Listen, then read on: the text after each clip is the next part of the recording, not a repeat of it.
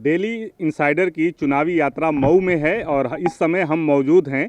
ये घोसी विधानसभा का क्षेत्र है और घोसी लोकसभा से चुनाव लड़ चुके लखनऊ विश्वविद्यालय के पूर्व छात्र नेता संजय सिंह हैं और यहाँ से इस समय वो कांग्रेस पार्टी में हैं और कांग्रेस के लिए प्रचार कर रहे हैं। क्या स्थिति लग रही है कांग्रेस की, किस तरीके से, क्योंकि लड़की हूँ लड़ सकती हूँ का मुद्दा प्रियंका ने उठाया और उसको पूरे प्रदेश में चलाया, कितना प्रभावी दिख रहा है? प्रियंका गांधी जी ने आधी आबादी की आवाज़ उठाई, लड़की हूँ लड़ सकती हूँ।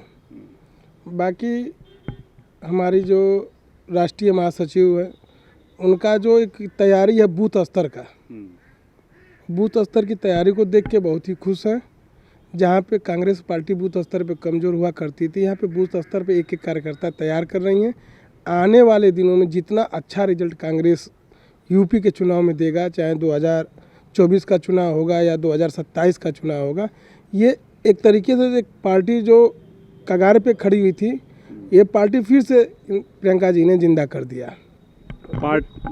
जो उनके मुद्दे हैं आवारा पशुओं का, लड़कियों की सुरक्षा का और नौकरी का, वो दावे के साथ कर रही हैं कि हमारे पास आंकड़े हैं, हमारे पास सारी व्यवस्थाएं हैं और कैसे हम करेंगे वो अपने मैनिफेस्टो में और अपने सारे भाषणों में वो कर रही हैं कि हमारे पास संसाधन है, हम आपको कैसे नौकरी देंगे।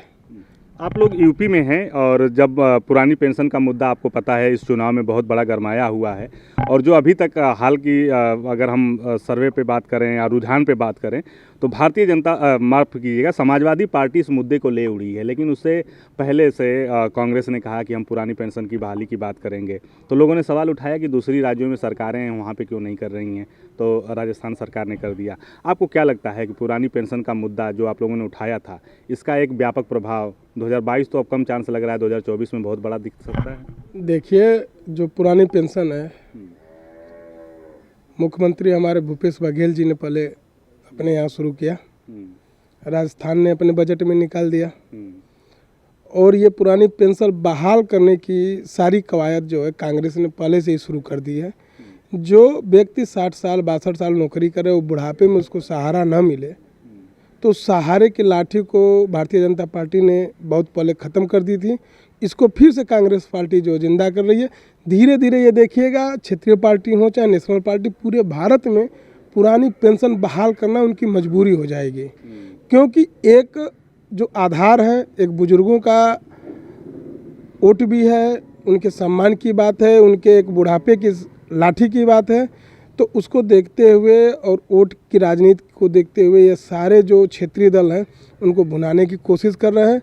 और चूँकि विगत देखा जाए तो समाजवादी पार्टी या भारतीय जनता पार्टी की सरकारें या बहुजन की सरकारें थीं या क्षेत्रीय दलों की सरकारें अन्य प्रदेशों में हैं, वहाँ भी पहले पुरानी पेंशन थी, उनको भारतीय जनता पार्टी ने माननीय अटल जी की सरकार के बाद से बंद कर दी गई।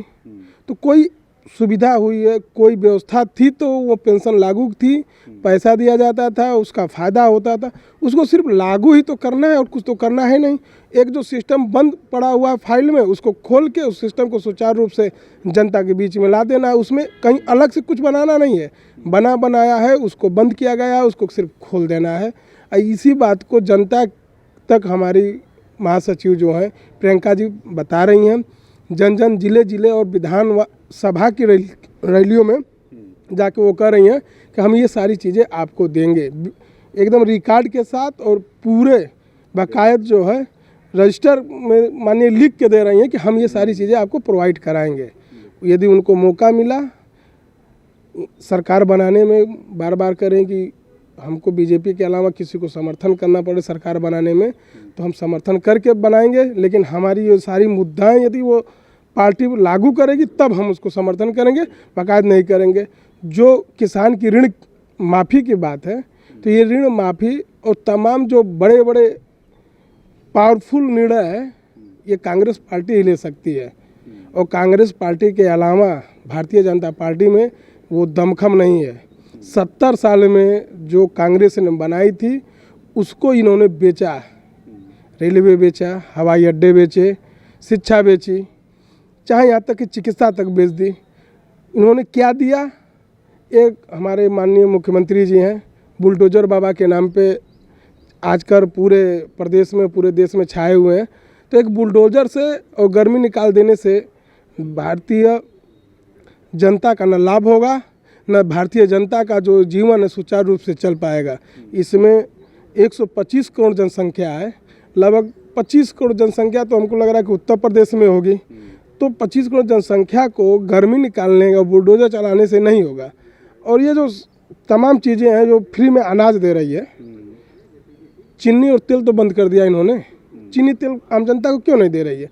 3-3 महीने पे 1-1 किलो चीनी मिल रही है, वो भी किसको? जिसका अंत्योदय कार्ड है।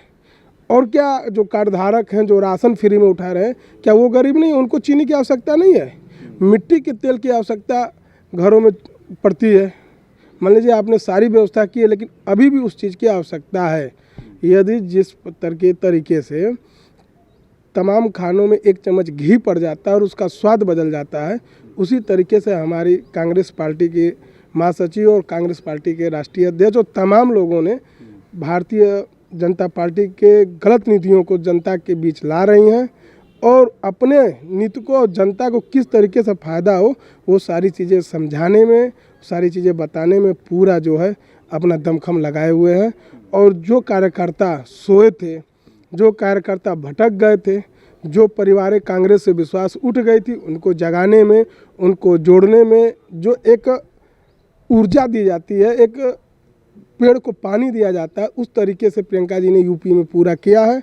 और ये जो पौध नई शुरू हो रही है, जो बूथ स्तर से लेके और प्रदेश स्तर की सारी बूथें, जो युवा कार्यकर्ता, जो अन्य कार्यकर्ता निकल के आ रहे हैं, इसका परिणाम 2024 या आने वाले किसी भी चुनाव में पूरे जनमानस को देखने को मिलेगा। आपने कहा निजीकरण की बात की, बेचने की बात की, क्या निजीकरण से प्रॉब्लम है? वो लोग कहते हैं, बहुत लोग कहते हैं कि सरकारी कर्मचारी उस तरीके से काम नहीं कहते, उदाहरण देते हैं, खास करके भाजपा के IT सेल से जो आता है वो कहता है कि आप प्राइवेट बैंक में चले जाओ और सरकारी बैंक में चले जाओ, अंतर दिख जाएगा।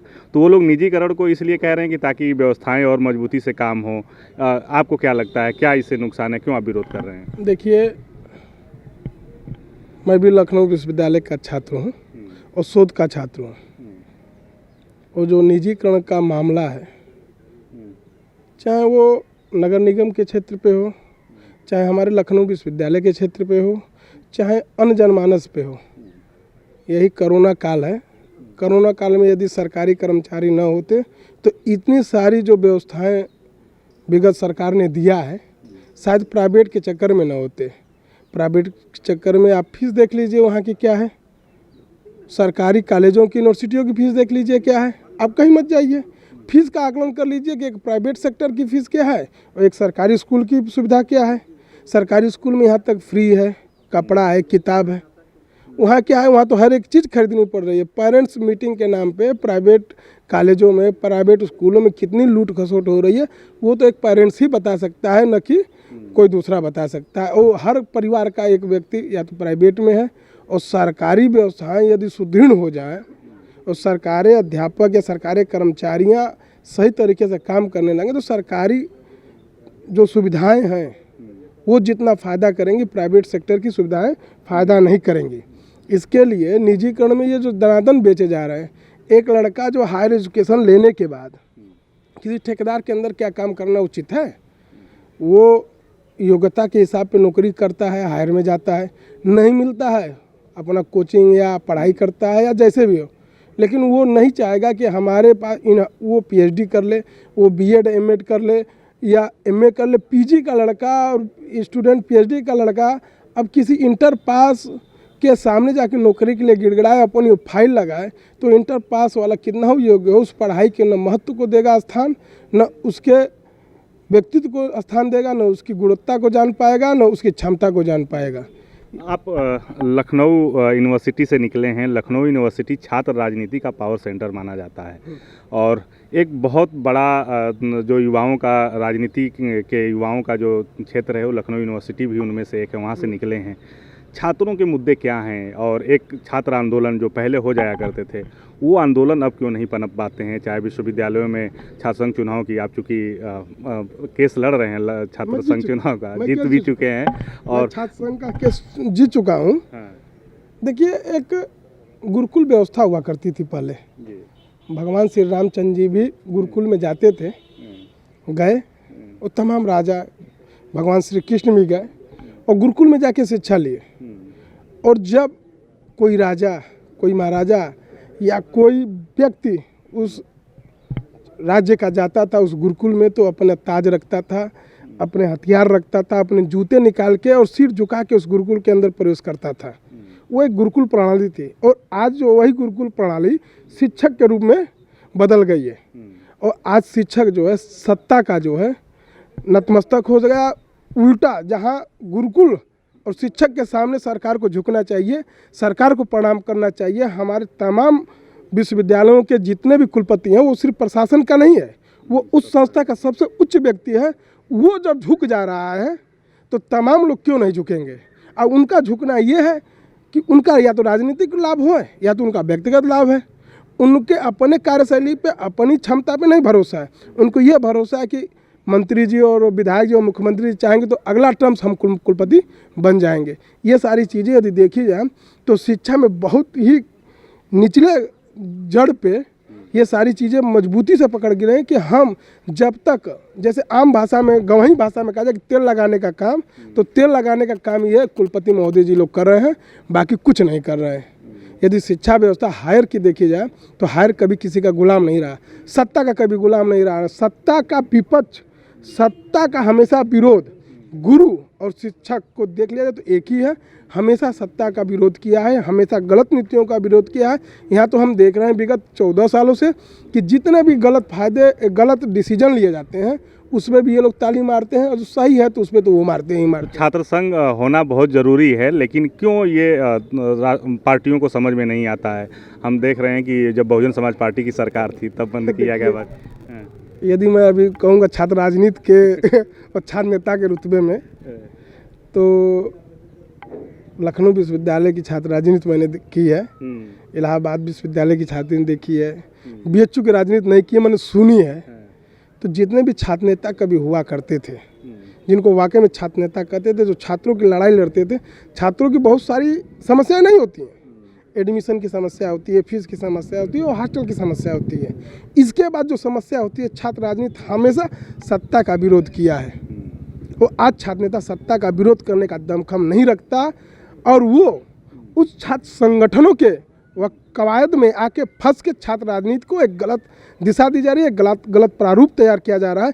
इसलिए जो आंदोलन कभी छात्र राजनीति के नाम पे हुआ करते थे, छात्रों के भविष्य को देखते हुए, छात्रों के कामों को देखते हुए हुआ करते थे, वो सारी चीज़ें बंद हो चुकी हैं।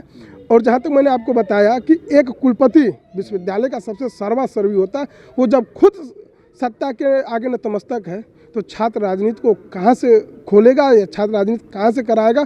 वो जानता है कि एक छात्र नेता जब निकलेगा, छात्र नेता चुनाव जीत के आएगा या छात्र नेता अपनी राजनीति करेगा तो हमेशा गलत का विरोध करेगा, हमेशा सही का साथ देगा, हमेशा उस व्यवस्था में सुदृढ़ और हर एक चीज़ को चांद लगाने में काम करता है। आपको मालूम होगा लखनऊ विश्वविद्यालय के गेट में देवरस भावरस गेट बना हुआ, काफ़ी लंबे समय से बना हुआ है। यहीं लखनऊ विश्वविद्यालय के छात्र संघ की बोर्ड लगी हुई है, तमाम पदाधिकारियों के नाम लिखे हुए हैं। यदि शायद वो छात्र राजनीति से निकले हुए और पदाधिकारी ना होते तो उतनी बड़ी गेट और उतनी बड़ी पहचान लखनऊ विश्वविद्यालय की लखनऊ में न बनती और प्रदेश में न बनती। तो कहीं ना कहीं छात्र राजनीति का और संस्थाओं में, शिक्षा संस्थाओं में छात्र राजनीति का और छात्र नेताओं का एक अहम रोल रहा है वहाँ की व्यवस्था को बदलने में और व्यवस्था को सुदृढ़ करने में। क्या ये भूमिका इस विधानसभा चुनाव में छात्र नेताओं की दिखेगी? क्योंकि एक लंबे समय से चुनाव नहीं है तो छात्र नेताओं की तो पहचान लगभग मिट गई है, लेकिन आप जैसे कुछ छात्र नेता हैं जो लगातार आंदोलन करते रहे, छात्र आंदोलन की लड़ाई लड़ते रहे, क्या वो विधानसभा चुनाव में असर डालेंगे? देखिए, ये तो मैं गलत कहूँगा। लगभग 2 सालों से छात्र राजनीति के आंदोलन से मैं बहुत दूर रहा हूँ और छात्र राजनीति से छात्र राजनीति करता हूँ, लेकिन बहुत दूर आंदोलनों से रहा हूँ। उसका कारण है कि कोई पनपा भी तो नहीं 2 साल में। नहीं, 2 साल में चूँकि कोरोना का समय था और हमारा जो मुखिया लखनऊ विश्वविद्यालय का, वो सीधे मुँह किसी छात्र से बात ही नहीं करता। और इसके पहले जो कुलपति हुआ करते थे, निमसे साहब हुआ करते थे, या जो जितने भी वहाँ के सिस्टम में लोग हुआ करते थे, छात्रों की गलत सही बात सुनते थे। जब कोई व्यक्ति, जब कोई या डॉक्टर किसी मरीज की पूरी बात सुनेगा ना, वो इलाज संभव वहाँ पे होगा।